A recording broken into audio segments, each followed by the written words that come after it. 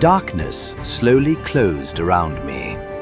Something was tightening its grip around my throat, stealing every breath. Fear and despair tore a final scream from deep inside me. The scream of a man staring death in the face. Suddenly, someone grabbed me and shook me violently. "Jan! Jan! What's wrong? Wake up!" I opened my eyes. Carlos was standing over me, shaking me with all his strength. Still half asleep, I sat up in bed. My shirt was soaked with sweat. My eyes searched every corner of the room. I was looking for the woman who had attacked me. There was no one there. Only then did I realize it had all been a nightmare. The balcony doors were locked. The only people in the room were Carlos and Maria. "I'm sorry, Carlos. I had a terrible dream." I looked at their frightened faces. "My God, Jan. You screamed like you were being murdered. I've never heard anything like that before." I must have looked awful. Carlos slowly shook his head. "I even grabbed my shotgun. I thought someone had broken into the house." I couldn't help smiling. "I'm sorry. I guess the stress is finally catching up with me." "What time is it?" 4:30. "You gave us the wake-up call of a lifetime." I laughed. "I'm not going back to sleep. Even if I wanted to, I'd be afraid to close my eyes." Maria smiled. "Go take a cold shower. Then come and join us for breakfast." Only then did I really look at Carlos. He was standing there, barefoot, wearing bright floral pajamas, with a double-barreled shotgun resting on his shoulder.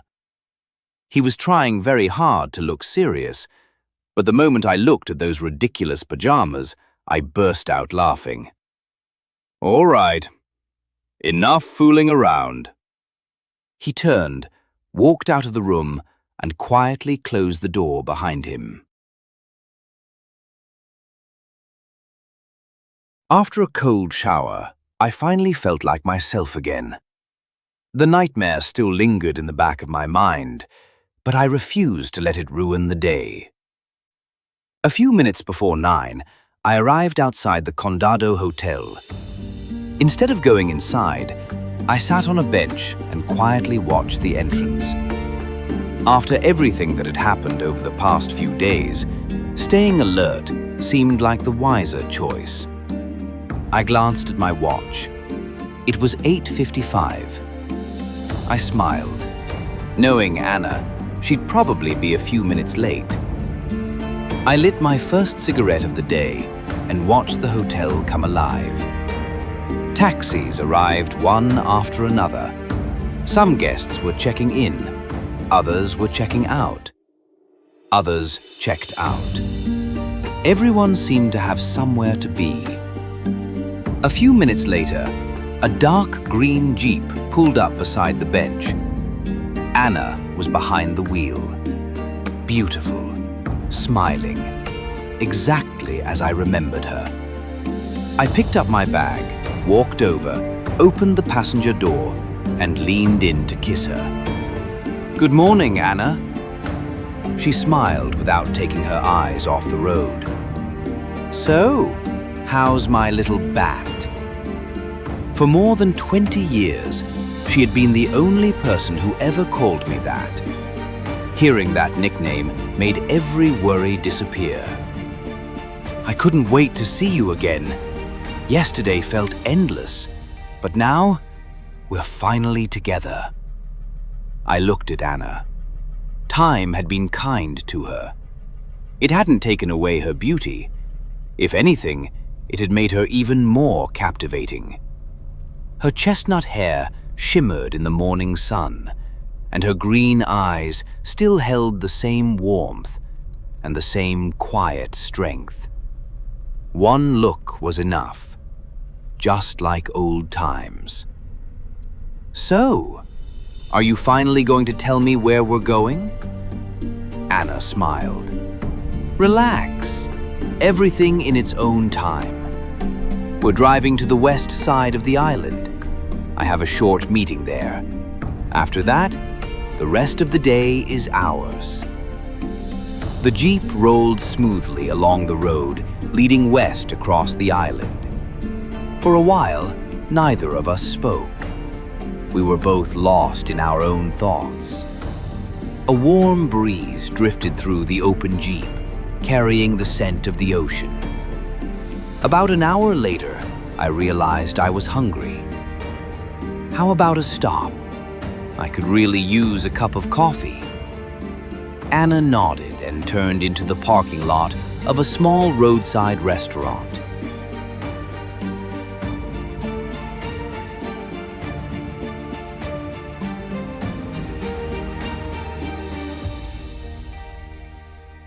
We took a table by the window. Beyond the glass, green hills stretched into the distance. A waitress came over almost immediately. What can I get you? Just a coffee for me. I'll have scrambled eggs and a large black coffee, Anna replied. While we waited, I watched her quietly. She absent-mindedly played with the beads around her neck. In the daylight, I noticed something I hadn't seen the night before. She looked tired. It was subtle, carefully hidden, but it was there. Beautiful, smiling, just as I remembered her.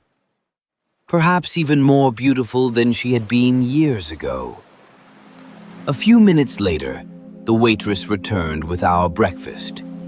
We talked about life, work, and the future. Anna smiled. In a few months, I'll finally retire.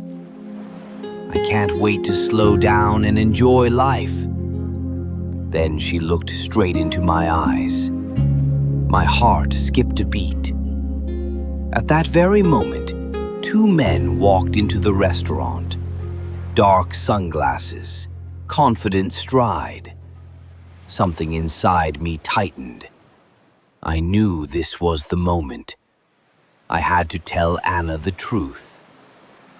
You know, I've been followed. Anna froze. Slowly, she placed her coffee cup back onto the table. What did you just say? Her voice had changed completely. I told her everything. The hotel, the two men, the walk through town, the cafe, being followed. With every word, the expression on her face grew more serious. I had never seen her like this before. It was as if the woman I had loved for so many years had suddenly vanished, and a complete stranger was sitting across from me, and someone else had taken her place. Damn it! We have to leave, right now. This is far more serious than you realize.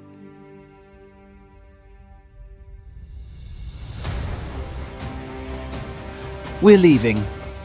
I paid the bill and we walked calmly out of the restaurant. Only after we got into the Jeep did I notice that Anna was no longer smiling. She started the engine and pulled onto the road without saying a word. For the first few hundred yards, we drove in silence. I kept my eyes on the road, checking the rear-view mirror from time to time. There was nothing suspicious behind us, yet the uneasy feeling refused to leave me. A few minutes later, Anna turned onto a narrow side road.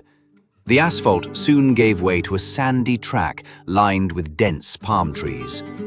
The road ended a few hundred yards ahead. She switched off the engine. For a long moment, neither of us spoke. The only sounds were the waves breaking against the shore and the wind moving through the palm trees. She turned to face me. Janusz, this isn't a coincidence. I said nothing. I waited. Something deep inside me told me that the next few words would change everything. Anna lowered her eyes. "I don't think this is only about you." Then she looked straight into my eyes. "If I'm right, we're both in far greater danger than you realize." I remained silent. I didn't ask a single question. I knew she was about to tell me everything, and that was the moment I'd been waiting for.